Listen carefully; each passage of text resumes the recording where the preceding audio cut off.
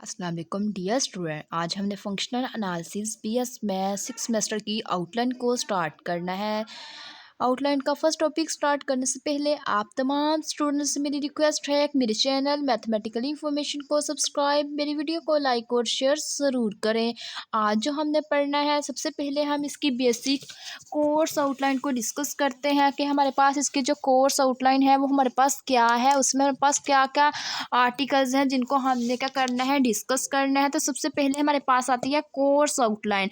जो हमने first chapter पढ़ना है वो हमारे पास है मैट्रिक्स स्पेस। मैट्रिक्स स्पेस के हमने क्या करना है, 6 टॉपिक को स्टडी करना है।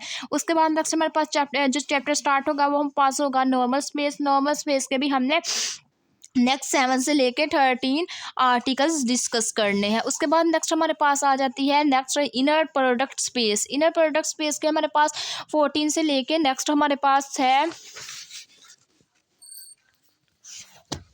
ये हमारे पास 14 से स्टार्ट होते हैं और ये हमारे पास टॉपिक है 19 तक। 14 से 19 तक जो टॉपिक है वो हमने का पढ़ने हैं, किससे रेलेवेंट पढ़ने हैं, इनर प्रोडक्ट के रेलेवेंट पढ़ने हैं। 3 चैप्टर हमने का करने हैं, हमने कंप्लीट करने हैं फंक्शनल एनालिसिस में। तो आज हम क्या करते हैं, इसको बेसिक स्टार्ट करते हैं। सबसे पहले हमारे पास जो चैप्टर 1 हमने पढ़ना है वो हमारे पास क्या है, लेक्चर नंबर 1 हम डिस्कस करेंगे। तो सबसे पहले हमारे पास जो टॉपिक है वो हमारे पास है चैप्टर का नेम मैट्रिक्स स्पेस। तो हमें पता होना चाहिए कि हम मैट्रिक्स स्पेस का चैप्टर स्टार्ट करने लगे हैं। असल में हमारे पास मैट्रिक्स स्पेस होता क्या है, तो उसके लिए सबसे पहले हमने क्या किया, यहाँ पे डेफिनेशन लिखी है। Let X be a non empty set and R denoted by the set of the real number. A function D bijective function D bijective function x cross x belongs to R is said to be a metric if it satisfies the following condition x y z belongs to capital X। हमें बोला गया है कि ऐसा हमारे पास set जो हमारे पास non empty set हो, x को हम क्या कहेंगे कि वो हमारे पास नॉन एम्प्टी सेट है। उसके साथ साथ हम उसको क्या करते हैं, डिनोट करते हैं r के साथ। वो हमारे पास जो r होता है वो पास basically set of real number को इंडिकेट करता है। उसके साथ साथ हमें बोला गया है कि अगर हमारे पास ये फंक्शन की, ये हमारे पास फंक्शन गिवन हो, इसकी हमारे पास बाइजेक्शन शो हो जाए रियल नंबर के साथ, तो हम इसको कह देंगे कि वो हमारे पास क्या आ गई है, इसकी मैट्रिक आ गई है। अगर ये हमारे पास आल की आल कंडीशन को सेटिस्फाई कर जाए, मीन्स फंक्शन हमारे पास क्या आ जाए, बाइजेक्शन फंक्शन शो कर दे, बाइजेक्टिव फंक्शन शो कर दे, तो देन हम कह देंगे कि जितने भी हमारे पास वेरिएबल्स होंगे, एक्स हो जाए, वाई हो जाए या जी हो जाए, वो हम पास किसको बिलोंग करेंगे, कैपिटल एक्स को बिलोंग करेंगे। तो यहाँ पे हमने क्या कर लिया, बाइजेक्शन अगर हमने फंक्शंस की शो करवानी हो तो यहाँ पे हमने क्या किया है, एक सिंपली डायग्राम हमने ड्रा करवा लिया। तो डायग्राम में हमारे पास जो सबसे पहले आ जाता है, हमने यहाँ पे एक्स और वाई लिखा और ये हमारे पास जो एक्स है उसको हमने क्या कहा, ये हमारे पास ए बी सी है और साथ में पास जो वाई के हमारे पास नंबर्स हैं 1 2 3 है। अब हमने क्या किया, यहाँ पे हमने ए को ए 1 के साथ मिला दिया, इसी तरह बी को हमने क्या कर दिया 2 के साथ मिला दिया, फिर हमने क्या किया सी को फिर 2 के साथ मिला दिया और सी को 3 के साथ भी मिला दिया। मीन्स हमारे पास यहाँ पे एक ऐसा वेरिएबल है जो हमारे पास क्या है, 2 एक ऐसा वेरिएबल है जो 2 टाइम हमारे पास क्या कर रहा है, दूसरे वेरिएबल्स के साथ ओवरलैप कर रहा है, 2 टाइम हमारे पास आ रहा है।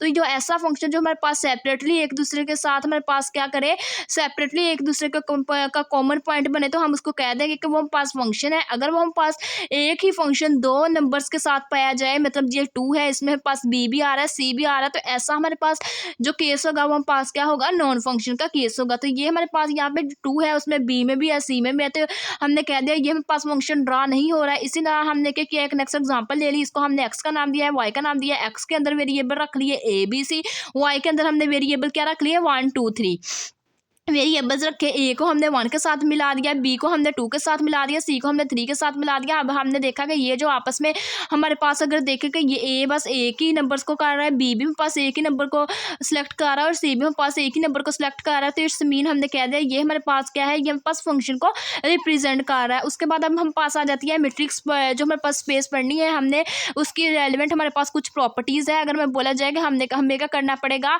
प्रूफ करवाएं कि आप लोग आया कि ये हमारे पास जो क्वेश्चन फंक्शन है वो मीट्रिक स्पेस का है या नहीं है। तो उसके लिए हमें क्या करना पड़ेगा, यहाँ पे कुछ हमारे पास है इसकी प्रॉपर्टीज, उसको हमें डिस्कस करना पड़ेगा। तो सबसे पहले हमारे पास इसकी प्रॉपर्टी है non negative real valued function.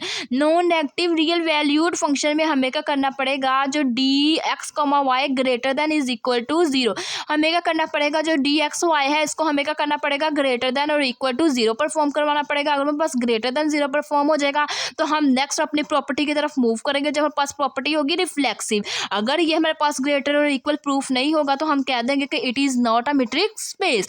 उसके बाद नेक्स्ट हमारे पास आ जाती है रिफ्लेक्सिव। रिफ्लेक्सिव प्रॉपर्टी हमारे पास ऐसी प्रॉपर्टी होगी जिसको हमने क्या करना पड़ेगा, डी एक्स कॉमा वाई को इक्वल लाना पड़ेगा 0 के साथ। हम कहेंगे कि ये हमारे पास अगर इक्वल हो जाए 0 के, हम क्या करेंगे, जो हमारे पास पूरी की पूरी मीट्रिक स्पेस एक्स और वाई के हिसाब से हमारे पास आएगी उसको इक्वल 0 से इक्वल क्या रखेंगे, 0 के रख देंगे। If and only if x हमारे पास किसके इक्वल आना चाहिए, वाई के। अगर हमारे पास मीट्रिक स्पेस 0 के इक्वल हो तो हमें क्या करना पड़ेगा, डिफाइन करवाना पड़ेगा जो एक्स है वो हमारे पास किसके इक्वल आ रहा हो, वाई के इक्वल आ रहा हो।